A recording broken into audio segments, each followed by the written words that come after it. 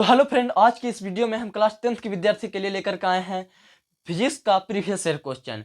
तो देखिए, प्रश्न है स्वच्छ आकाश का रंग नीला क्यों दिखाई देता है। तो उत्तर इसका है, सूर्य का प्रकाश जब वायुमंडल से होकर गुजरता है, सूर्य का प्रकाश जब वायुमंडल से होकर गुजरता है तो वायुमंडल में उपस्थित छोटे छोटे धूल कण नीले रंग का प्रकीर्णन अन्य रंगों की अपेक्षा सबसे अधिक करते हैं, जिसके कारण नीला रंग पूरा वायुमंडल में फैल जाता है, जिसके कारण से स्वच्छ आकाश नीला दिखाई देता है। कहने का मतलब है कि सूर्य का प्रकाश जब वायुमंडल से होकर गुजरता है तो वायुमंडल में उपस्थित जो छोटे छोटे धूल कण मौजूद होते हैं वो नीला रंग को अन्य रंगों की अपेक्षा सबसे अधिक प्रकीर्णित करते हैं, जिस कारण से नीला रंग है जो पूरा वायुमंडल में फैल जाता है और वायुमंडल मेरा नीला दिखाई देता है। ये बोर्ड एग्जाम में 2 नंबर में प्रश्न पूछे जाते हैं। ठीक है, तो देखिए इस क्वेश्चन को अच्छे से समझते हैं। तो देखिए, ये मेरा पृथ्वी है और मेरा ये वायुमंडल है।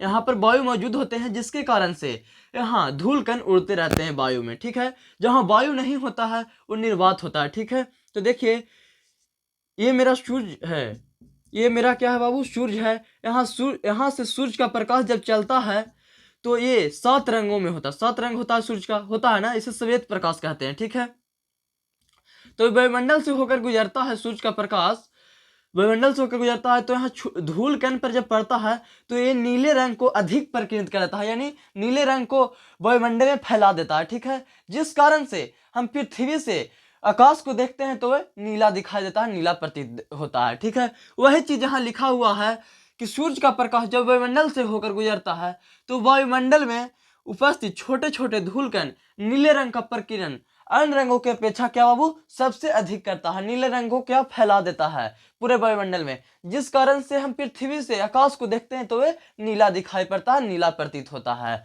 अब देखिए मेरा दूसरा नंबर क्वेश्चन है कि विद्युत विभव से आप क्या समझते हैं। ठीक है, एवं इसका एसआई मात्रक लिखें। विद्युत विभव क्या है और इसका एसआई मात्रक क्या होता है, ये पूछ रहा है।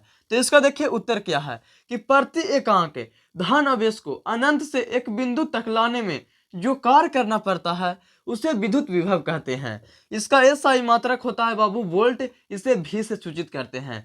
इसे कहने का मतलब है बाबू कि प्रति एकांक धन आवेश को अनंत से, यानी कोई अनंत बिंदु है, अनंत कोई बिंदु है, धन आवेश है अनंत पर, और उस बिंदु तक, देखिए कोई बिंदु है, एक बिंदु है, इस अनंत को क्या बाबू इस बिंदु तक लाने में जो कार्य करना पड़ता है, यहाँ क्या करा, प्रति एकांक धन आवेश को अनंत से, ये धन आवेश है बाबू, अनंत बिंदु है, इस बिंदु ये धन आवेश को ये अनंत से इस बिंदु तक लाने में जो कार्य करना पड़ रहा है, जो वर्क करना पड़ रहा है, उसी को विभव कहते हैं। ठीक है, इसका एसआई मात्रक वोल्ट होता है, जिसे भी से सूचित करते हैं। देखिए ये सही प्रश्न है, 2 नंबर में पूछे जाते हैं, ज्यादा कुछ लिखने का नहीं होता है, इसको सिर्फ समझ लीजिए, उसके बाद लिख देंगे। रटा हुआ चीज वहां पर नहीं लिख पाइएगा, ये समझ लीजिएगा, जो लिख दीजिएगा। अब चलिए आगे बढ़ते हैं तीसरे क्वेश्चन की ओर। ये है हमारा क्वेश्चन नंबर 3। ये क्वेश्चन है नेत्र की संवेदन क्षमता से क्या अभिप्राय है। ये 2019 में पूछा गया प्रश्न है। तो देखिए इसका उत्तर क्या होता है।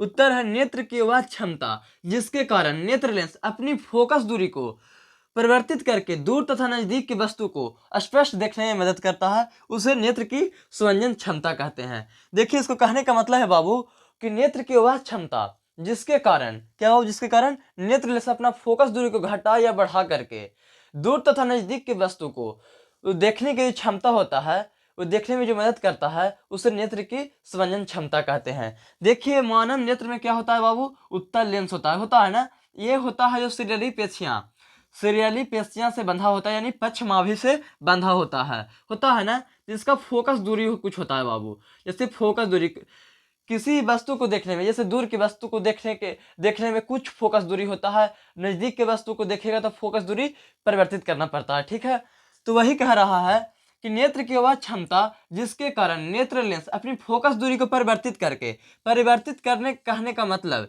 कि घटा या बढ़ा करके दूर तथा नजदीक की वस्तु को स्पष्ट देखने में मदद करता है, उसी को क्या कहते हैं, नेत्र की संवेदन क्षमता कहते हैं। ठीक है, देखिए अब चलते हैं अगला क्वेश्चन की ओर। Question number 4।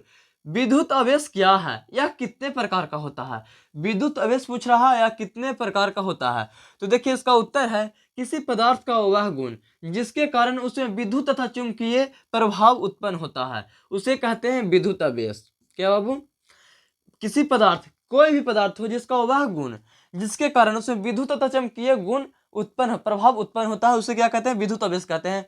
इसे Q से सूचित करते हैं, स्मॉल q से, तथा और इसका क्या बाबू, ऐसा मात्रक होता है कूलाम। इसे बड़का C से सूचित करते हैं, यानी कैपिटल C से सूचित करते हैं कूलाम को। यह दो प्रकार के होता है, धन आवेश और ऋण आवेश। ठीक है, तो इसको समझिए कि कोई भी पदार्थ है जिसमें कुछ गुण होता है, उसको बाबू लगाने पर या तो विद्युत या तो चुंबकीय प्रभाव उत्पन्न हो जाए, उसे क्या कहते हैं, क्या कहते हैं बाबू, विद्युत आवेश कहते हैं। ठीक है, तो फिर मिलते हैं अगला वीडियो में अगला क्वेश्चन के साथ।